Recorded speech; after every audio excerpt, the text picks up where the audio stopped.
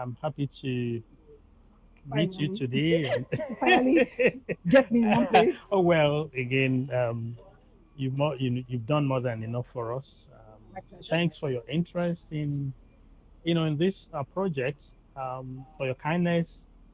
About a year ago, when we started this project, in fact, you were one of the first people to speak with us, and you didn't just speak with us. You were kind enough to even right from then, under the circumstances. I mean, we shot on a location where the guy, especially I remember this guy was unnecessarily hostile, and then of course I remember that you put him in his place, which was cool, and then we had just a very few, and within those few minutes, we did a lot.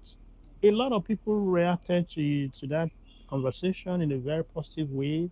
They wanted more, and I decided and I said, okay, I'll reach out to you to let you know because I wish we had enough time then because we've done so much and the thing was flowing. So I'm happy that we have another opportunity You might even know he's on set again. on set again, but again on set again, but in a very different way because now at least we have more time. There wasn't anybody hovering around us. So thank you very much. My pleasure. Now, between then and now, you've done a lot too.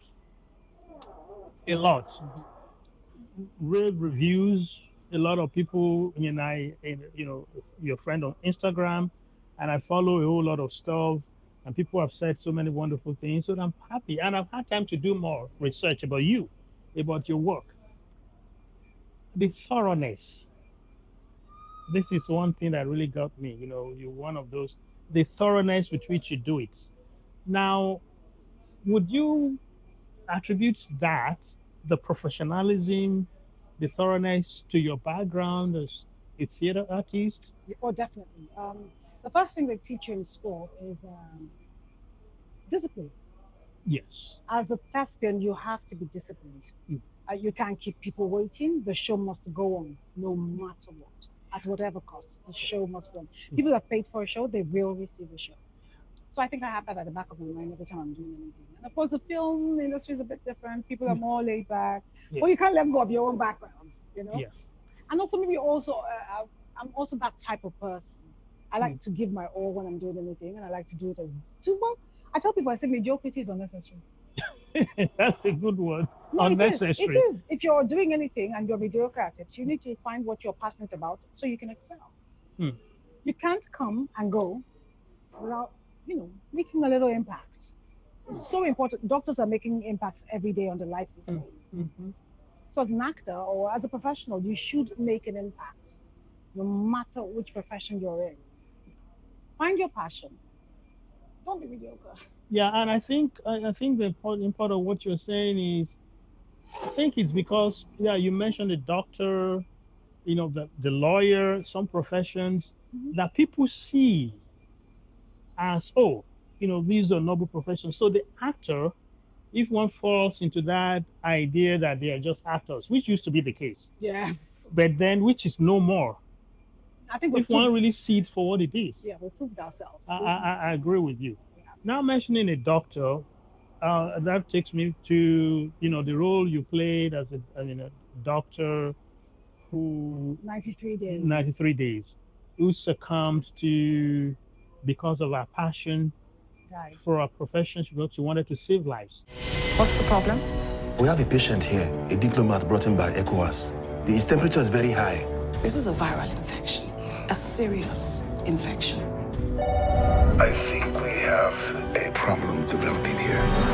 Nigeria was a mere spectator to the deadly Ebola crisis sweeping West Africa, but now there are fears that country could be on the verge of becoming the next hot zone for the virus, with health officials there warning every nation and every individual is at risk. Lagos is a city of over 21 million people.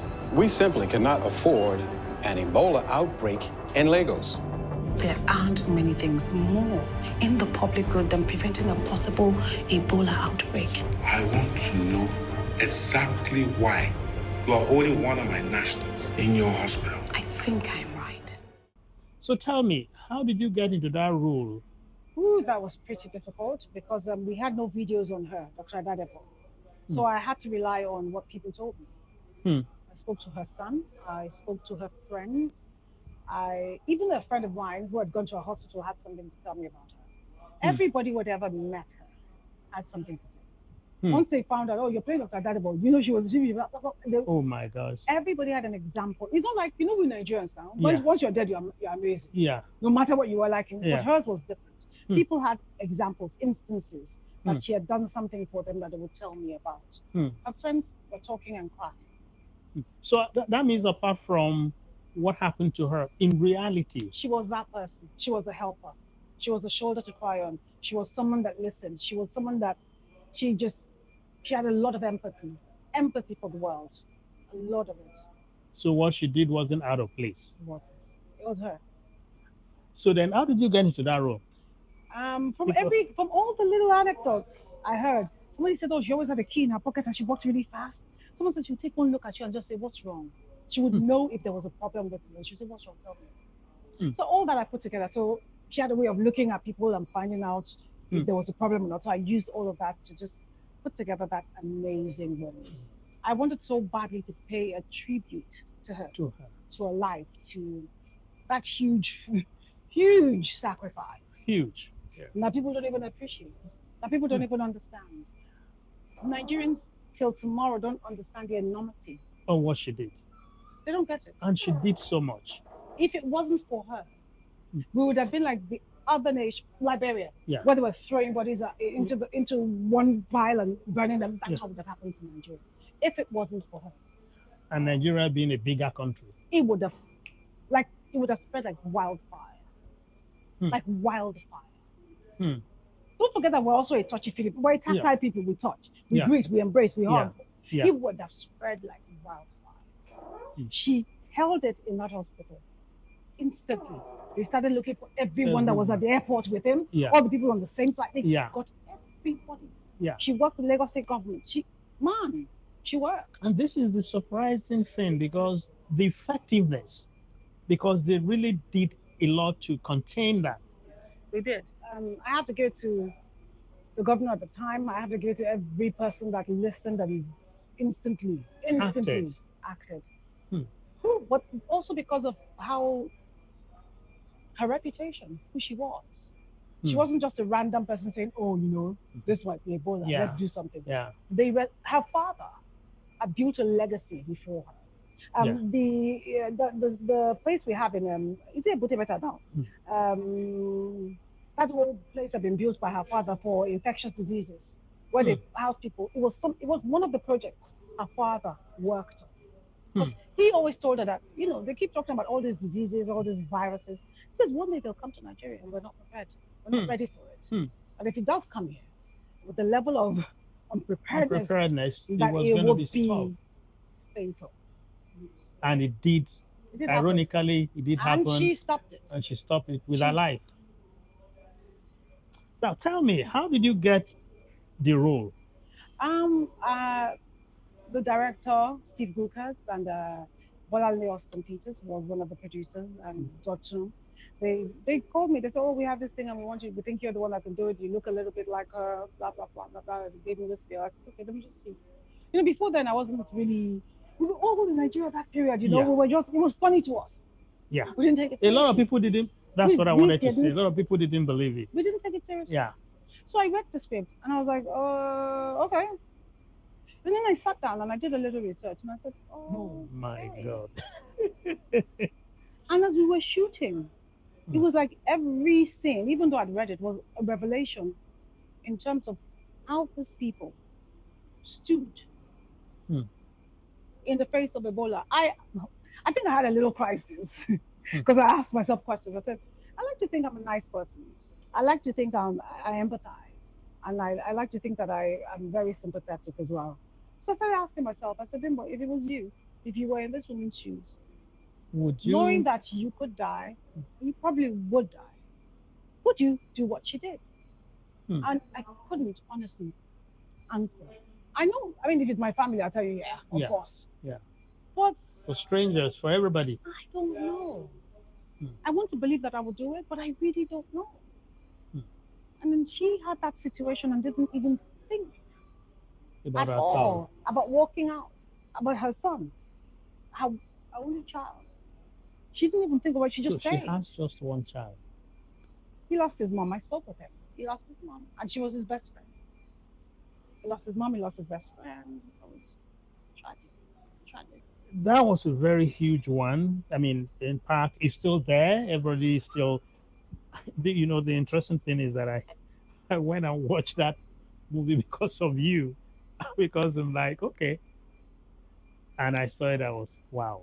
There are certain things. I mean, being a writer, being someone who is in the industry, both the practical and the theoretical, things really moved me. But I cried when I oh, I cried. I cried. I'm like, I was part of it, and I cried. Yeah. Not watching it, but just Yeah. being part of it. I cried. yeah, I cried, and then the tears just kept coming. It wasn't, I mean, I couldn't just control it. I'm like, wow. So now, and I think, why do you think some movies, I mean, it's a story of someone's life who had done certain things. Why do you think, it has such an impact? Because of her sacrifice. It was a huge sacrifice for Nigeria. Hmm. I don't know. Would you call that patriotic?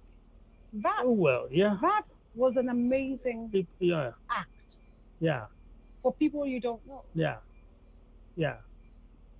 That was just unbelievable.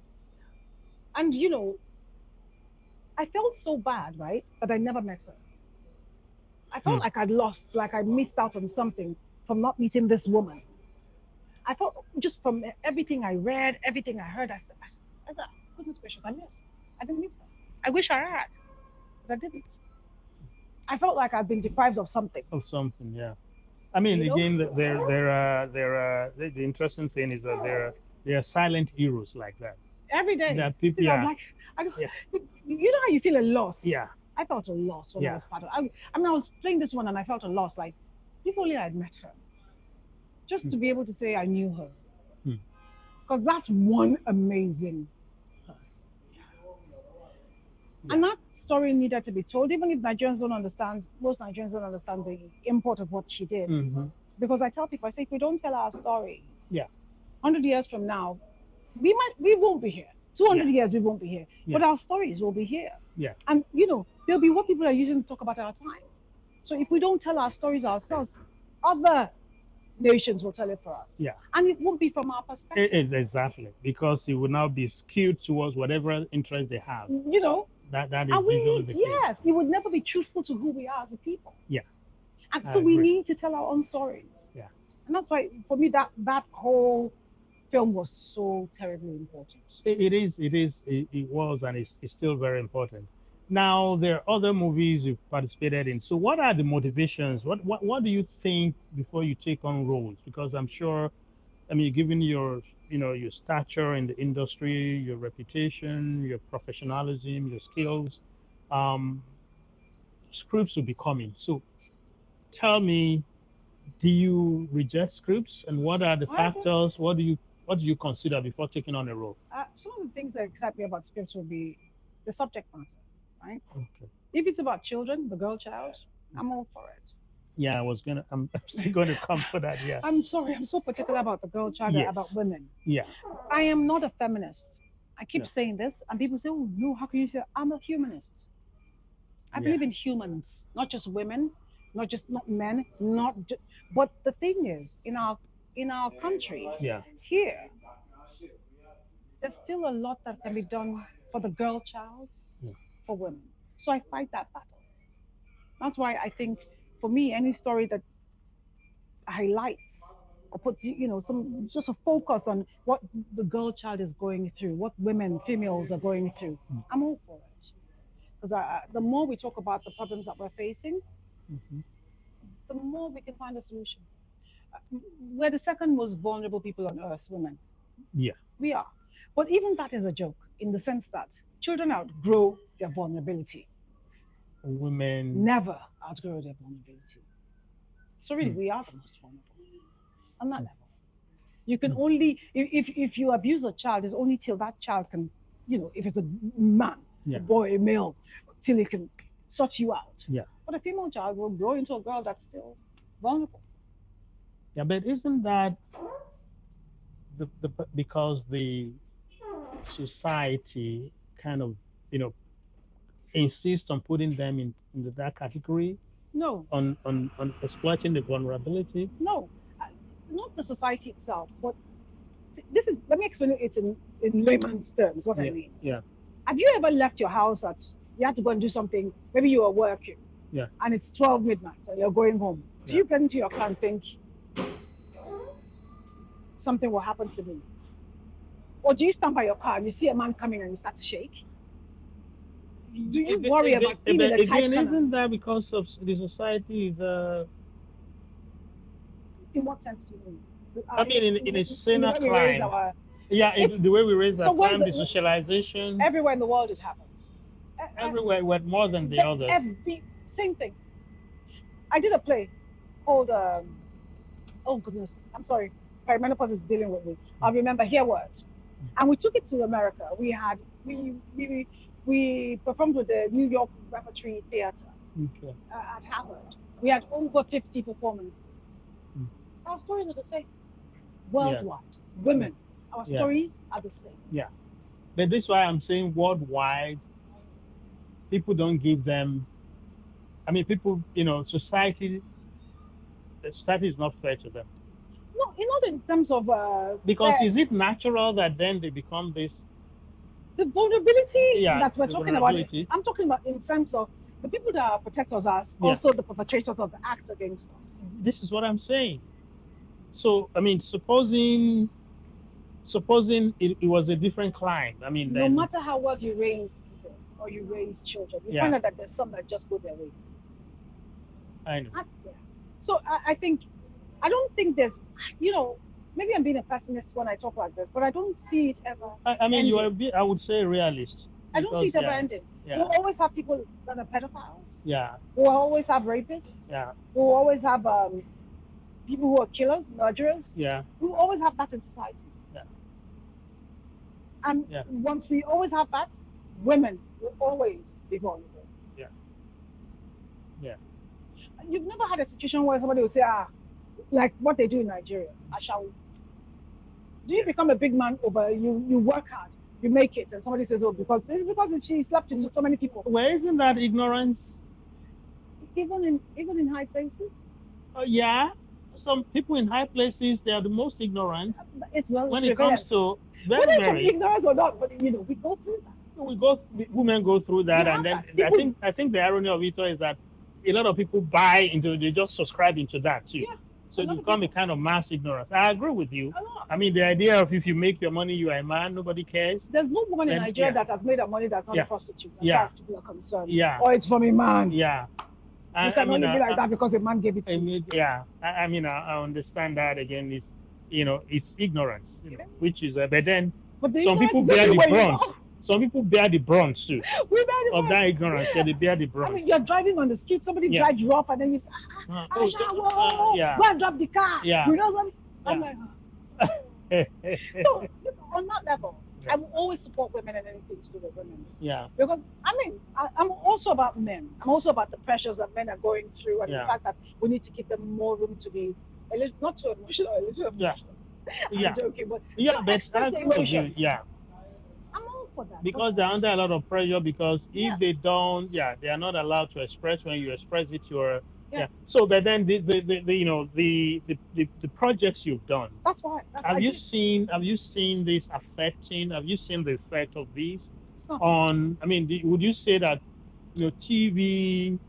I mean, movies are doing. They're doing enough to change this, or the narrative, or the ones that have been done. Have they really had any effect? Impact. The impact, yeah. For me, if we reach one person, that's huge. For me, honestly, if it's just one person, Yeah. it's worth it. That- That one person will change his family, and it will be continuous.